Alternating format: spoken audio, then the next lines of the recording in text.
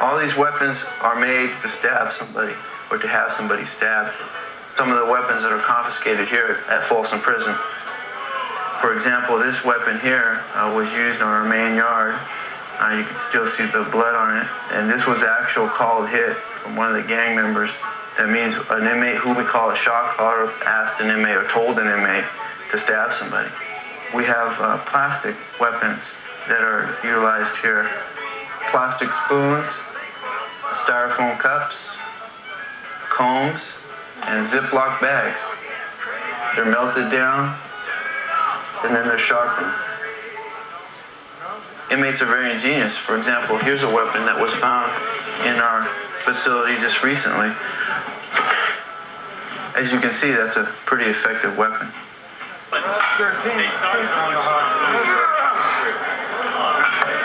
Gangs in prison are much more intense and ruthless than gangs on the streets. They control many aspects of prison life, including who lives and who dies. You got Crips, you got Red Rags, you got BGF, you got Aryan Brotherhood, you got Skinheads, you got Southern Mafias, you got the Northern Enemies. It's an identity thing.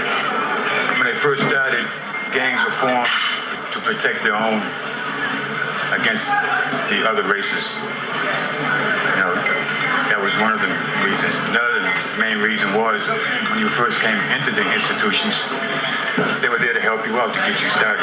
The main thing once you get to prison that you realize is survival. And I'm talking about all kinds of survival. I'm not talking about survival just your life. I'm talking about your manhood and a whole lot of other things. So you click up to stay a man.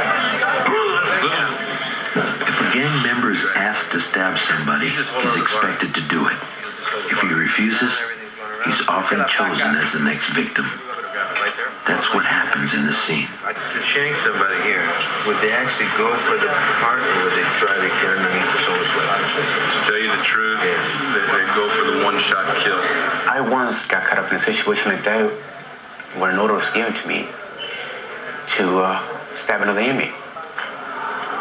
And so it happened when they asked me to do this, he straight out let me know, you don't have to do it. Then again, I already knew, since the time I've been around, I already knew that if I didn't do it, chances are down the line, it was going to catch up to me. He used to be my neighbor in the tier, and so we used to talk to each other and that, and I got him all buddy talking next to me. You know, I get him next to a bar where we're working out. And while he's doing his bar work, I just so happened to stab him towards around this area. Open your eyes, Doctor.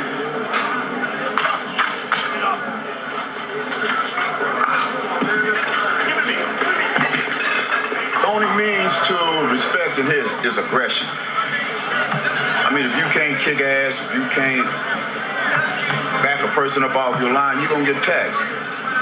And usually the taxation be getting ran up in. Taxation usually be becoming a victim of your environment. For a lot of the people here, they're never getting out. This is their home for the rest of their lives. And whatever possibilities they had are over. It's gone. And if this movie can keep some young kid or some young kids from wasting the chance, the one chance that they have at life, then this movie and the risk that we've taken will have been worth it. I never thought I was going to end up in prison. I mean, I'm out to 25 years, and all of a sudden I get 15 to life. I said, whoa, you know?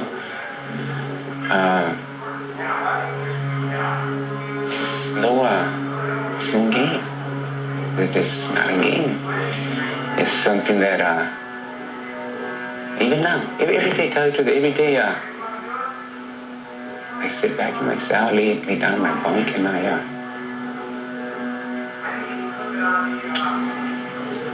I think a lot.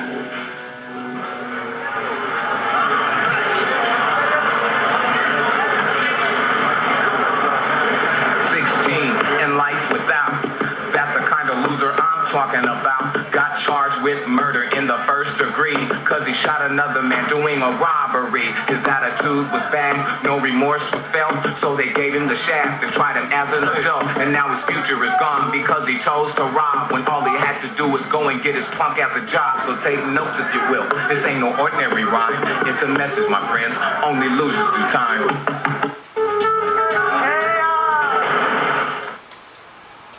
The latest dressing. For me to get out of the gang is really gonna be hard, because like I said, it's just like a family. I'm gonna have to be living it little by little, stay away from it. Those guys that been gang members too, I know pretty sure inside they want to change just like me. So it's good having it, them filming it around this neighborhood, and then especially two gangs working together that don't get along. Nobody has ever done that before, you know. Working together, it amazed me. They treated you like you were somebody, not like you were just some scum off the streets, some gang member and all that. They treated you like you were somebody. They treated me like I was important to them, like I was needed, One night near the end of our shoot, Arturo Jimenez, a Hazard gang member and one of our extras, was shot and killed by a deputy of the sheriff's department.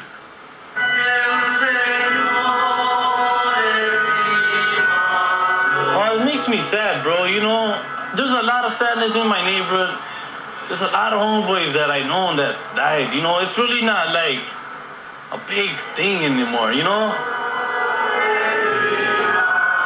When I was 6 years working with gangs and I buried 26 kids, after all the funerals I've done, I'd always cornered the kid who I thought was vulnerable enough to hear something from me after he's passed by the open casket of his dead homeboy.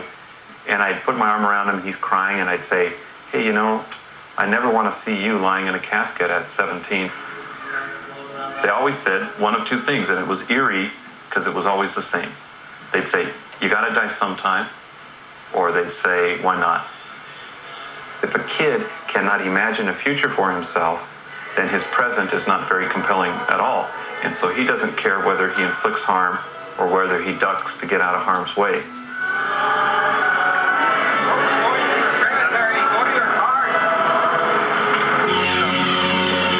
It's a very, very ugly situation here. It's really bad. 8 months after we finished filming American Me, the streets of LA exploded after the Rodney King verdict. I have yet to see a large contingent of National Guard. Brandon Shopping Center is going to be a total loss. See them racing in and out of the front of the store. There are no officers in the parking lot. The shooting is taking place.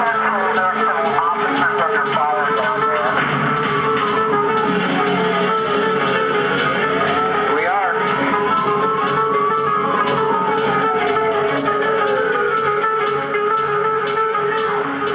A few months after the riots, we caught up with some of our homeboys.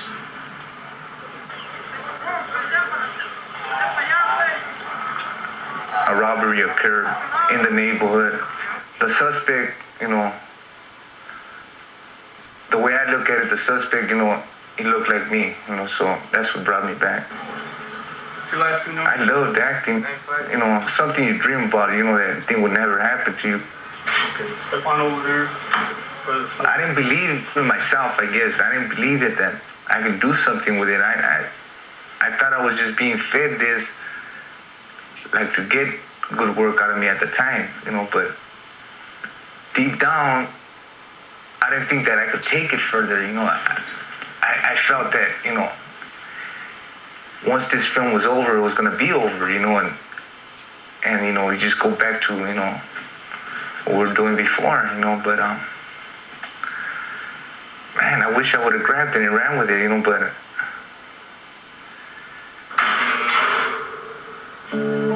it's me. I can't put the blame on nobody else. I got to set a goal and go with it, and just stay out of that neighborhood and, it's harder and harder to do time now. When you were younger, hey, it wasn't nothing. You could deal with it. But now it's like, it's getting old, man. I'm getting old. I mean, I'm not gonna rot in these places. It's either I make that move now or, this is gonna be me, career criminal.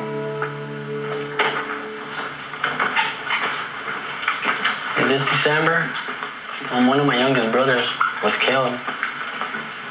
He was 17. We all knew the consequences of walking in a gang. And it's been hard though. I have shot people before and hurted a lot of other people, but it was something that I didn't care about because it was either them or us. Now that my brother passed away, I see the way my mom cries, my dad. Now I know how all the families cry. And I can't no more because now I have a conscience. I enrolled in junior college and I want to be a probation officer. I want to give people a chance.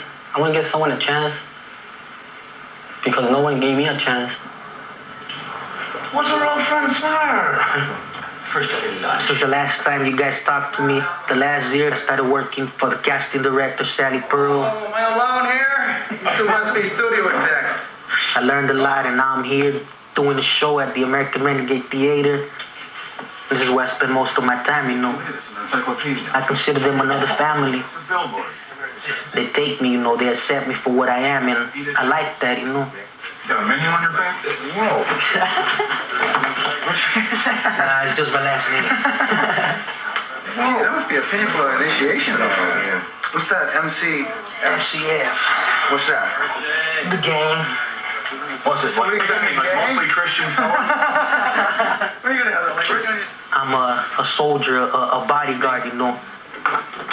Last show, I was a furniture mover. It was called Lady on Fire, and I didn't have no lines, but I just moved myself on stage, like, just moved myself, and I had fun with it, and people loved me. You look just like you, only not as stupid. It's fun being on stage. Hey, funny man, I got a tip for you. You're fired. Hey, you need a new waiter. After this show, I want to do light or stage manage. This is the way I'm educating myself little by little, you know. I said I was going to go back to school. I did, but in a way, it was like I couldn't handle it. But I try to educate myself my own way, you know. Those gang members think that we don't have a choice, you know, other than just being out there on the streets, gang banging. We all got choices. You could do whatever you want to do. Sometimes we think that we got to prove things to other people. You don't have to prove nothing to other people, just to yourself, what you could do, what you could be. There needs to be peace in our barrios. The drive-by shootings need to stop. We don't need no more dead people on the street. We need educated people. We don't need to go to more funerals. We've been to too many of them. We don't need another drug dealer in the community. We already have too many of them. On May 14, 1992, Ana Lizarraga was murdered by members of her former gang.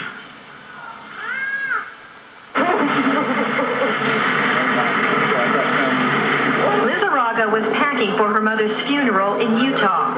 Two masked men rushed to the driveway and opened fire. Police say she was executed. Police aren't sure why she became a target. They're looking at her work as a gang counselor. The one-time gang member was trying to get kids out of gangs. She would help us if, like, we were her own kids.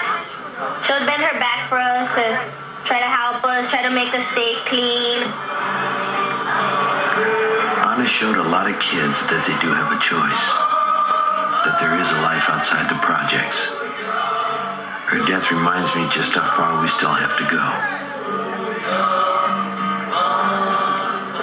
The big gang problem is not going to stop overnight.